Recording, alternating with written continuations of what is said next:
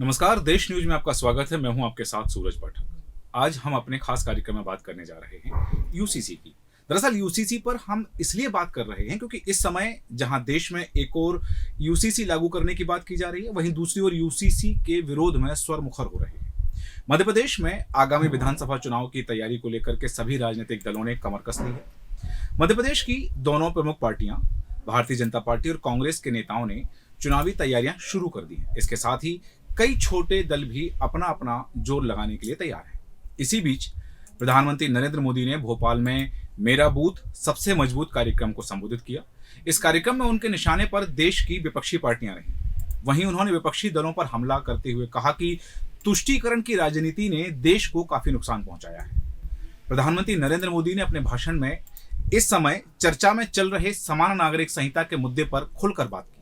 उन्होंने कहा कि सुप्रीम कोर्ट ने बार बार कहा है कि कॉमन सिविल कोड लाओ, लेकिन ये वोट बैंक के भूखे लोग, वोट बैंक की राजनीति करने वालों ने पसमंदा मुसलमानों का शोषण किया है, लेकिन उनकी कभी चर्चा नहीं हुई। उन्हें आज भी बराबरी का हक नहीं मिलता है। प्रधानमंत्री ने कहा कि भारत के मुसलमान भाई बहनों को यह समझना होगा कि कौन से राजनीतिक दल उनको भड़का कर उनका राजनीतिक फायदा ले रहे हैं। उन्होंने कहा कि हम देख रहे हैं कि यूनिफॉर्म सिविल कोड के नाम पर लोगों को भड़काने का काम किया जा रहा है। एक घर में एक सदस्य के लिए एक कानून हो और दूसरे सदस्य के लिए दूसरा कानून हो तो क्या घर चल पाएगा? तो ऐसी दोहरी व्यवस्था से देश कैसे चल पाएगा? प्रधानमंत्री नरेंद्र मोदी ने कहा कि वोट बैंक की राजनीति करने वालों ने पसमानदा मुसलमानों को तबाह कर दिया है।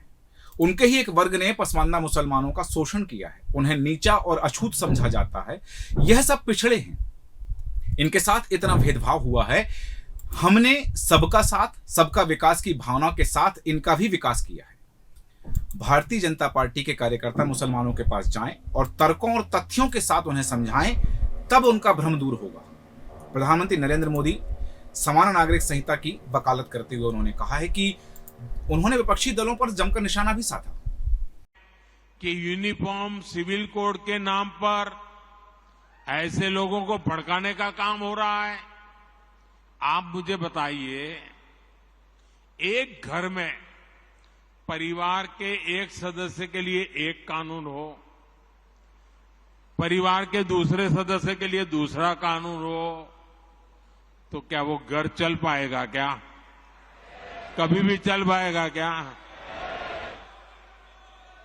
फिर ऐसी दोहरी व्यवस्था से देश कैसे चल पाएगा? हमें याद रखना है कि भारत के संविधान में भी नागरिकों के समान अधिकार की बात कही गई है।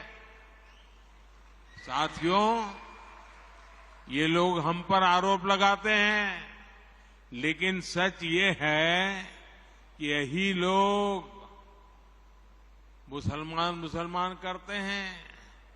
अगर ये मुसलमानों के सही मायने में हितैषी होते तो अधिकांश परिवार, मेरे मुस्लिम भाई बहन, शिक्षा में पीछे न रहते, रोजगार में पीछे न रहते, मुसीबत की जिंदगी जीने के लिए मजबूत नहीं रहते। और सुप्रीम कोर्ट ने बार बार कहा है, सुप्रीम कोर्ट डंडा मारती है, कह रही है कॉमन सिविल कोड लाओ, लेकिन ये वोट बैंक के भूखे लोग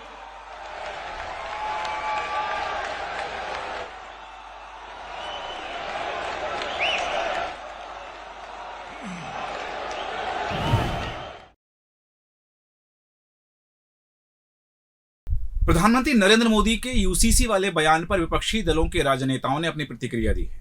प्रधानमंत्री नरेंद्र मोदी के समान नागरिक संहिता की वकालत करते हुए जो उन्होंने कहा है कि विपक्षी दल समान नागरिक संहिता का राजनीतिक फायदे के लिए इस्तेमाल कर रहे हैं। देश भी समान अधिकारों की बात करता है। सुप्रीम कोर्ट ने भी यूसीसी लागू करने के लिए कहा है। भारतीय जनता पार्टी मुस्लिम समुदाय के लोगों से संपर्क करते हुए उनके भ्रम को दूर करेगी। प्रधानमंत्री नरेंद्र मोदी के यूसीसी वाले बयान पर एआईएमआईएम नेता असदुद्दीन ओवैसी और केसी त्यागी से लेकर कई विपक्षी दलों के नेताओं ने प्रधानमंत्री नरेंद्र मोदी और भारतीय जनता पार्टी सरकार के खिलाफ जमकर हमला बोला है। ओवैसी का कहना है कि प्रधानमंत्री नरेंद्र मोदी ने 3 तलाक, यूसीसी और पसमानदा मुसलमानों पर कुछ टिप्पणी की है लगता है मोदी जी ओबामा की नसीहत को ठीक से समझ नहीं पाए। मोदी जी ये बताइए कि क्या आप हिंदू अविभाजित परिवार HUF को खत्म करेंगे? इसकी वजह से देश को हर साल 3064 करोड़ रुपए का नुकसान हो रहा है। ओवैसी ने अपनी एक पोस्ट में लिखा है कि एक तरफ आप पसमानदा मुसलमानों के लिए घड़ियाली आंसू बहा रहे हैं और दूसरी तरफ आपके प्यादे उनकी मस्जिद पर हमला कर रहे हैं, उनका रोजगार छीन रहे हैं, उनके घरों पर बुलडोजर चला रहे हैं, उनकी हत्या कर रहे हैं और उनके आरक्षण की मुखालिफत भी कर रहे हैं। ओवैसी ने कहा कि आपकी सरकार ने गरीब मुसलमानों की स्कॉलरशिप भी खत्म कर दी है। तो क्या यूनिफॉर्म सिविल कोड के नाम पे आप प्लुरलिज्म, डाइवर्सिटी को छीन लेंगे क्या आप? वो करना चाह रहे?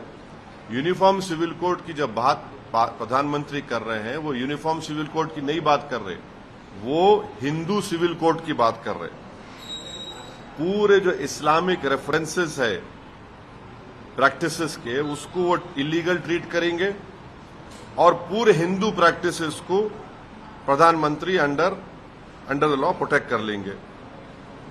मैं प्रधानमंत्री को चैलेंज कर रहा हूं, 300 MP आपकने है, आप हिंदू अनडिवाइडेड फैमिली को एबॉलिश करो पहले, नंबर 1। कर सकते क्या आप?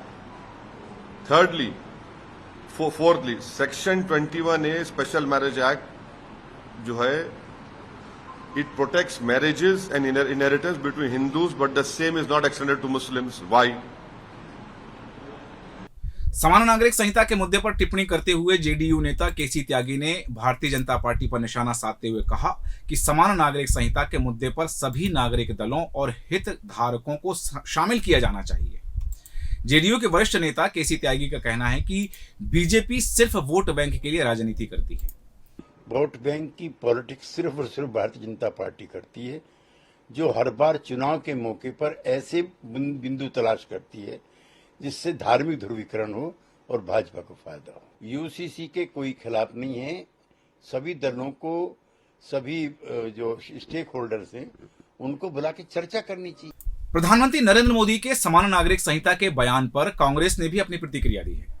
कांग्रेस नेता तारिक अनवर ने कहा कि जब कोई कानून बनता है तो वह सभी के लिए होता है और उन्हें इसका पालन करना होता है। फिर उस बिल पर चर्चा करने की क्या जरूरत है जो पहले ही पारित हो चुका है। कानून बन जाता है तो फिर कानून तो सब पर लागू होता है ना।